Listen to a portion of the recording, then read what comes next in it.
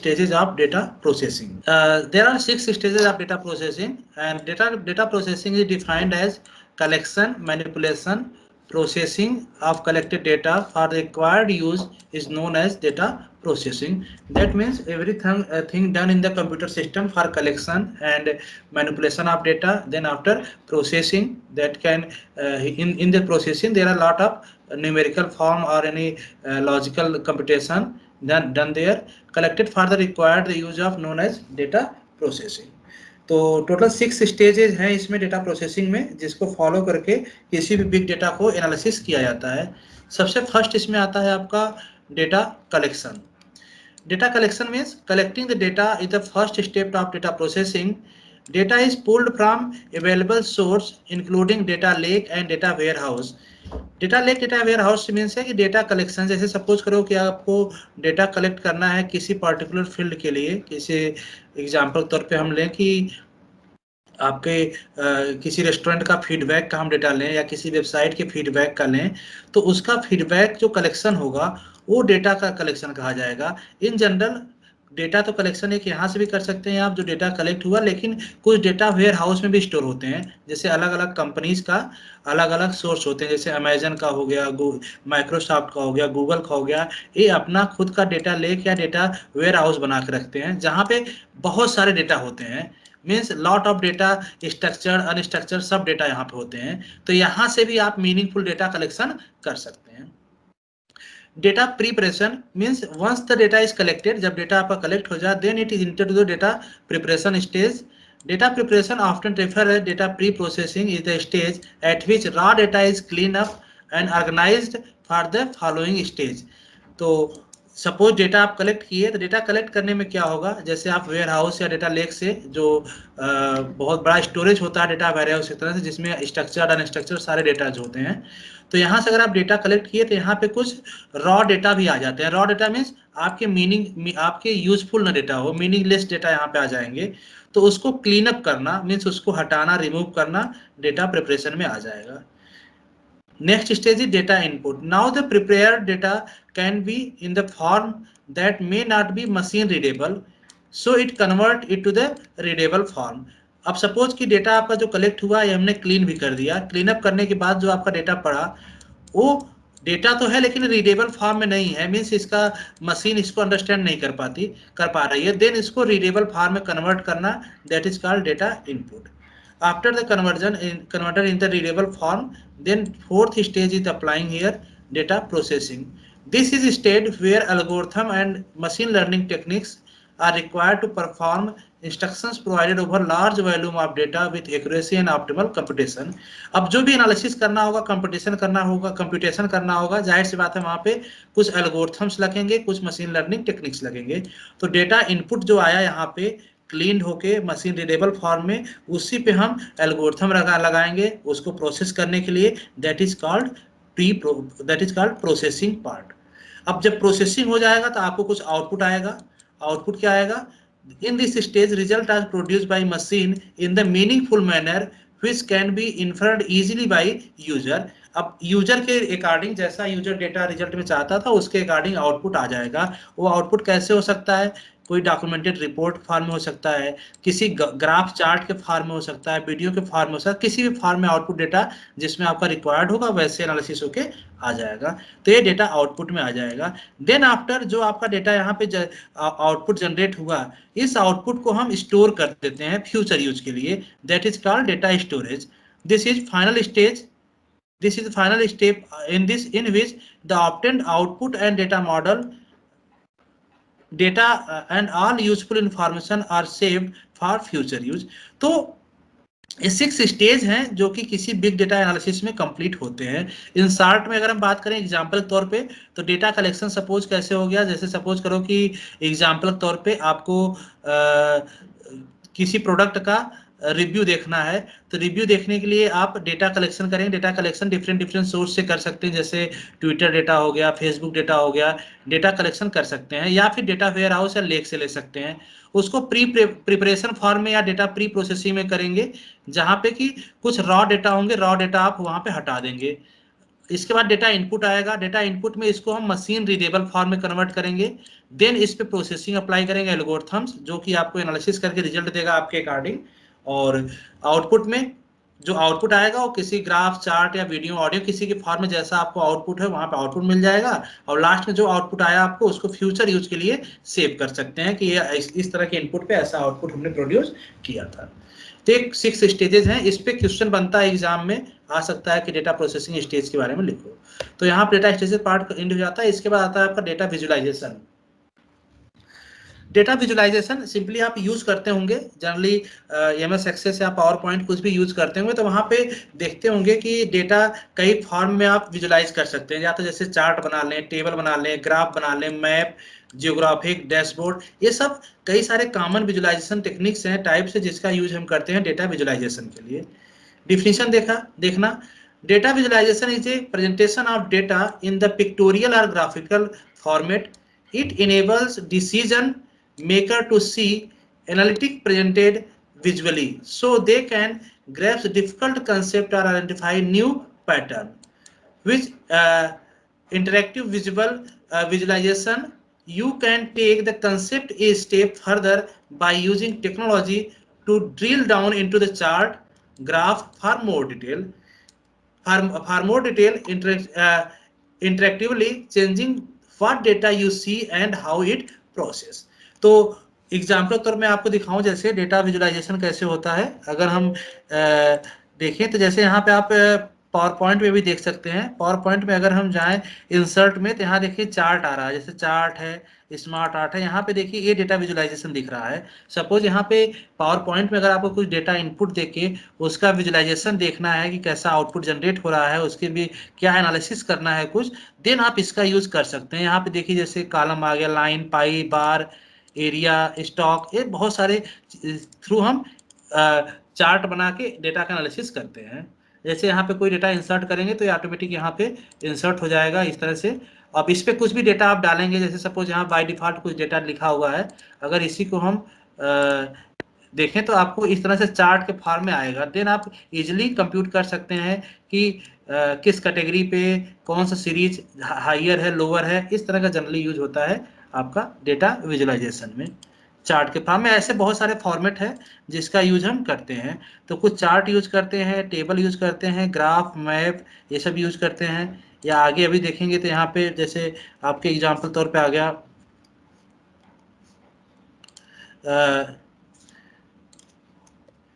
Area chart आ गया, bar chart, box आ गया, bubble cloud, ये सब डिफरेंट नोटेशन है ग्राफिकल फॉर्म है जिसमें हम डेटा को विजुलाइज करते हैं। यहाँ पे जनरली होता क्या है, आप डेटा कुछ इनपुट दे दोगे, उस इनपुट के अकॉर्डिंग आपको एक चार्ट के फॉर्म में विजुलाइज करेगा, जिससे आप देख के एनालिसिस कर सकते हैं। जैसे आप जनरली आप क्रिकेट की कमेंट्री अगर देखते होंगे ऑनलाइन, तो वहाँ पे हर चीज चार्ट में रिप्रेजेंट किया जाता है, कौन कितना मैच खेला है, कौन कितना विकेट लिया है, फ्यूचर का वो सारा एनालिसिस आप वहाँ से इजीली देखते होंगे। तो चार्ट के फॉर्म में जो प्रेजेंटेशन होता है उसी को हम क्या कहते हैं, डेटा विजुअलाइजेशन। डेटा विजुअलाइजेशन के बाद आपका सबसे इंपॉर्टेंट टॉपिक आता है रिग्रेशन, प्रेडिक्शन एंड क्लासिफिकेशन। यहाँ से न्यूमेरिकल क्वेश्चंस बनते हैं, ठीक है। तो आज जो अभी हम देखेंगे रिग्रेशन फॉर्म को देखेंगे, रिग्रेशन को, और इसके बाद हम रिग्रेशन और प्रेडिक्शन एक साथ देख लेंगे यहाँ पे। इसके बाद क्लासिफिकेशन हम नेक्स्ट लेक्चर में देखेंगे। तो यहाँ पे रिग्रेशन देखते हैं काम कैसे करता है, या किसी डेटा को एनालिसिस करना है, कोई कंप्यूटेशन करना है तो कैसे करते हैं हम regression analysis. It is a statistical method to model the relationship between dependent target and independent predictor variable। यहाँ पे दो वेरिएबल यूज होंगे, टारगेट और प्रेडिक्टेबल, जिसको वेरिएबल कहेंगे। अभी आगे समझ में आएगा किसको हम टारगेट कहेंगे, किसको वेरिएबल कहेंगे एग्जांपल में। With one or more independent variable. More especially regression analysis help us to understand how the value the dependent variable is changing corresponding to an independent variable when other independent variable are held fixed। तो यहाँ पे कुछ dependent variable, कुछ independent variable as a आपको input में दिया जाएगा, उसी पे आपको प्रिडिक्ट करना है कि आगे का डेटा क्या हो सकता है।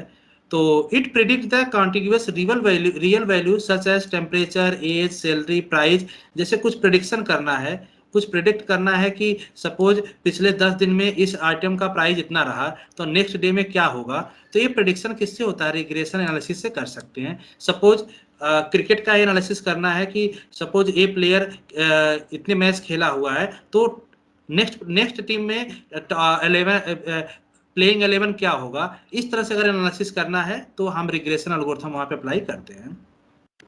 एग्जाम्पल यहाँ पे देखना, जैसे इस एग्जाम्पल में दिया हुआ है, जैसे सपोज करो किसी कंपनी का डेटा है जहां पे एडवर्टाइजमेंट और सेल डेटा है। अगर कोई कंपनी $90 खर्च करती है एडवर्टाइजमेंट में तो $1000 का सेल करती है, और अगर $120 एडवर्टाइजमेंट में खर्च करती है तो $1300 सेल करती है। ऐसे कुछ डेटा दिया हुआ है एडवर्टाइजमेंट और सेल का।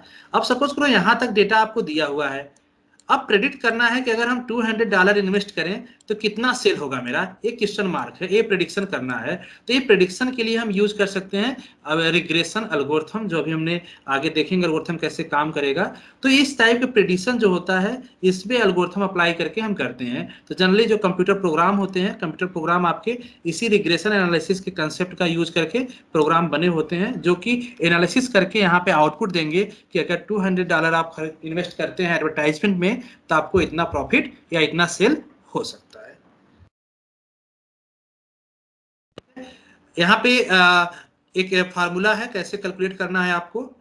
जैसे देखना है यहाँ पे अगर लीनियर रिग्रेशन सॉल्व करना है तो एक मैथमेटिकल फार्मूला है y equal to ax plus b। Generally आपका जो मैथमेटिकल फार्मूला होता है y equal to mx plus c, इसी से जनरेट हुआ है फार्मूला।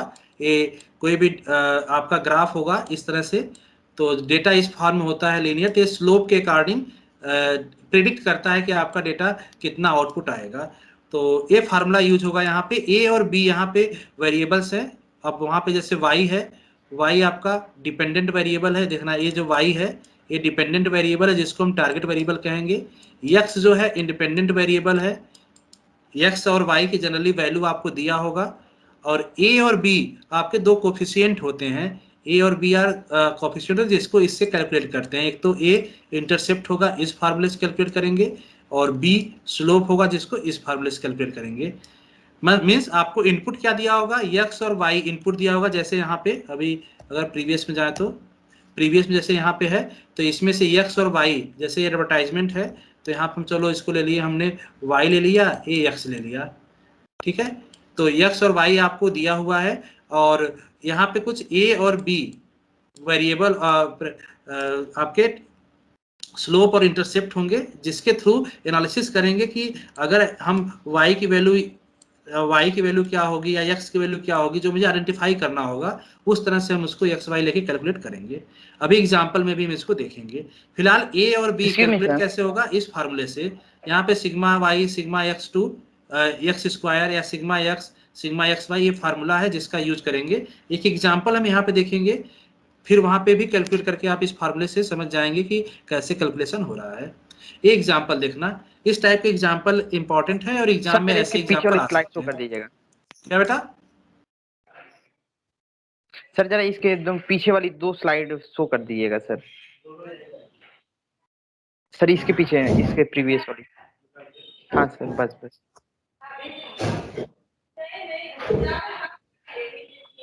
ये पीपीटी में शेयर कर दूंगा, पीपीटी शेयर कर दूंगा। यहाँ पे इसको समझ लो कैसे प्रॉब्लम सॉल्व होगा। सपोज करना है यहाँ पे कितना 2 डेटा दिया हुआ है, जैसे क्वेश्चन दिया है, question the find the linear regression equation of the following 2 set of data. यहाँ पे x और y 2 डेटा दिया हुआ है। जैसे x अगर 2 है तो y 3 होगा, x अगर 4 है तो y 7 होगा, x अगर 6 है तो y 5 होगा, x और 8 है तो y 10 होगा। अगर सपोज करो कि x हम 12 देते हैं तो y क्या होगा, अगर इसका कैलकुलेशन करना है तो एक कंप्यूटेशन आपको करना पड़ेगा। मींस प्रेडिक्शन कैसे करना है इस पे डिपेंड करेगा कि आप कैसे कैलकुलेट करेंगे। तो ये तो आपको हो गया सिंपली क्वेश्चन का डेटा। अब जब सॉल्व करने जाएंगे तो जैसा हमने फार्मूले में देखा, यहाँ पे sigma x square sigma x y निकल रहा है, तो पहले इसको हम कैलकुलेट कर लेंगे। देखिए जो आपका x था, x हमने ले लिया, यहाँ पे y, यहाँ पे x यही था, x अगर 2 है 3, y 3 हो जाएगा, x अगर 4 है तो y 7 हो जाएगा। यहाँ पे हमने डेटा ले लिया 6 5 8 10, ये हमने डेटा इस फॉर्म में ले लिया यहाँ पे। अब जो कैलकुलेशन की जरूरत पड़ेगी आपको, अगर फार्मूला देखें तो फार्मूले पे यहाँ पे सिग्मा एक्स स्क्वायर की जरूरत पड़ रही है, एक्स वाई की जरूरत पड़ रही है, तो ये सारा कैलकुलेशन हम पहले कर लेंगे। अब सिग्मा एक्स निकालें तो सिग्मा एक्स क्या हो जाएगा, सिग्मा एक्स इस टोटल का सम आ जाएगा, सिग्मा एक्स टोटल का सम यहाँ पे सिग्मा वाई आ जाएगा। एक्स स्क्वायर भी हम निकालेंगे क्योंकि फार्मूला में जरूरत पड़ती है एक्स स्क्वायर की, तो एक्स स्क्वायर निकालेंगे तो क्या हो जाएगा यहाँ पे, इस एक्स का स्क्वायर 4, 4 का स्क्वायर 16, 6 का स्क्वायर 36, 8 का स्क्वायर 64, और इसका अगर सिग्मा निकालेंगे तो कितना हो गया 120। ठीक है, इसके बाद एक्स वाई का भी आपको जरूरत पड़ेगी फार्मूले में, तो एक्स वाई निकाल लेंगे, तो एक्स वाई का यहाँ मल्टीप्लाई करोगे तो 2 multiply by 3 6, 4 multiply by 7 28, 6 multiply by 25 30, and 8 multiply by 80 10 80 आ जाएगा। इस तरह से इसका भी अगर सिग्मा निकालेंगे तो sigma x y equal to कितना आ जाएगा 144। क्लियर है यहाँ तक, एक टेबल बन जाएगा। अगर ऐसे क्वेश्चन आता है तो ये टेबल कंप्यूट कर लोगे इजिली। सर ए और बी क्या है? कहाँ पे अभी ए और बी कहाँ मैंने लिया, यहाँ पे मैंने फार्मूला दिखाया था ना पीछे, जो हम y कैलकुलेट करेंगे इस फार्मूले से कैलकुलेट करेंगे, तो a और b कैलकुलेट करने का एक फार्मूला है। इस फार्मूले कैलकुलेट करने के लिए मुझे पहले sigma x square, sigma x y, ये सब चीज कैलकुलेट करना पड़ेगा। तो वही चीज हमने यहाँ पे टेबल के फॉर्म में कैलकुलेट कर लिया है, एक टेबुलर फॉर्म में। Yes sir. ठीक है, अब कैलकुलेशन तुम्हारा इस साइड यहाँ पे कैलकुलेशन हुआ है। अब सपोज करो जो फार्मूला है, जो मैंने फार्मूला लिया, फार्मूला आपका क्या है, y equal to A x plus B. A. अब जिस तरह से ले, जैसे ध्यान देना यहाँ पे, जैसे वेरिएबल यहाँ पे y a plus b x लिया हुआ है, तो यहाँ पे b जो होगा ये स्लोप होगा, a आपका कांस्टेंट होगा।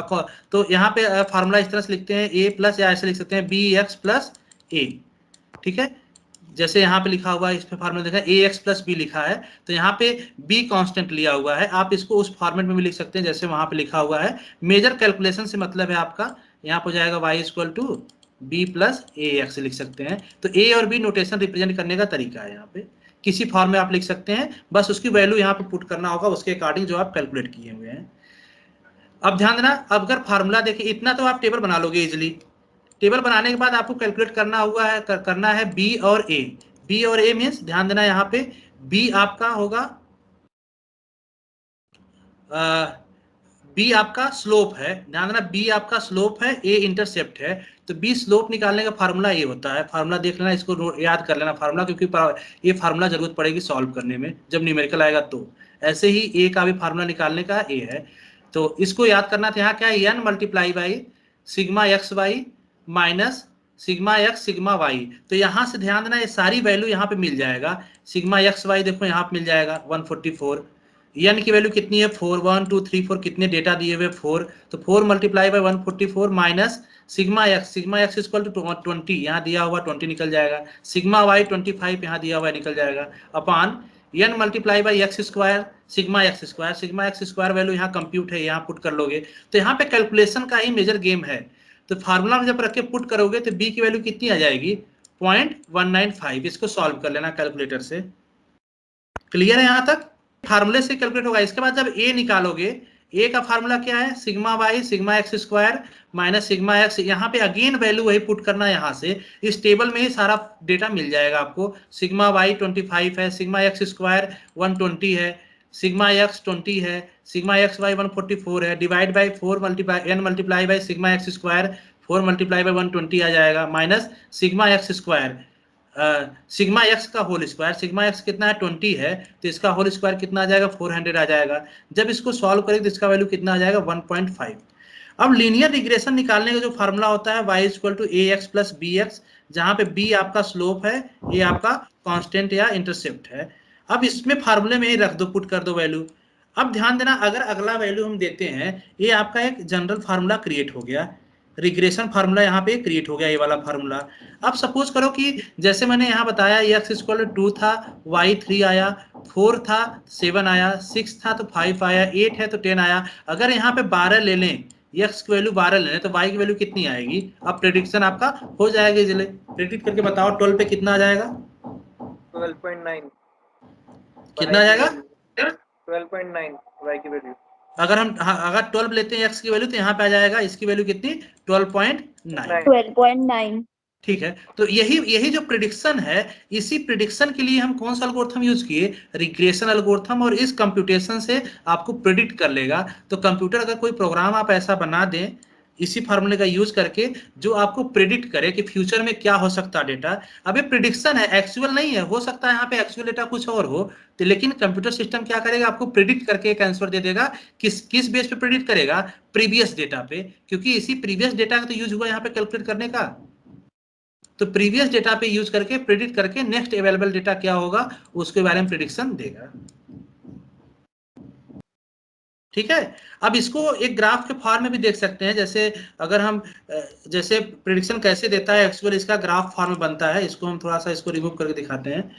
सपोज करो कि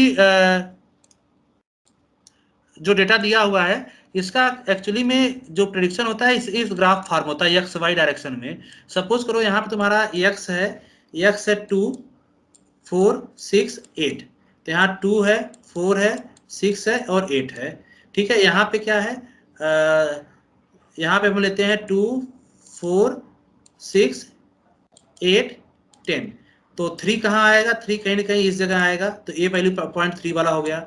7 कहाँ आ जाएगा, 7 आ जाएगा 2 4 6 8, 7 आ जाएगा यहाँ पे। ठीक है, ठीक है, 5 कहीं आ जाएगा यहाँ पे, 10 आ जाएगा कहीं यहाँ पे। तो ध्यान देना एक क्या बन रहा है, एक नहीं 5 किस पे आएगा, 6 पे, 6 पे मीन्स 5 यहाँ आएगा। ठीक है, इस तरह से एक्स वाई डायरेक्शन में इसको ग्राफ जब करोगे तो ऐसे लाइन दिखेगी। ये लाइन ही प्रिडिक्शन बताता है कि कितनी वैल्यू पे कितना प्रिडिक्शन आप करते जा रहे हैं। वो प्रिडिक्शन किस पे हो रहा है, प्रीवियस डेटा, जो प्रीवियस में आपका एक्स वाई की वैल्यू है। Yes sir. ठीक है, तो ये आपका हो जाता है यहाँ पे लीनियर रिग्रेशन का। नेक्स्ट आता है क्लासिफिकेशन। क्लासिफिकेशन में कई सारे मॉडल होते हैं, जैसे यहाँ पे दिया हुआ कई सारे मॉडल एग्जांपल में। तो इसको हम नेक्स्ट लेक्चर में किसी एक को लेके सॉल्व करेंगे, उसको दिखाएंगे कैसे काम करता है क्लासिफिकेशन टेक्निक्स।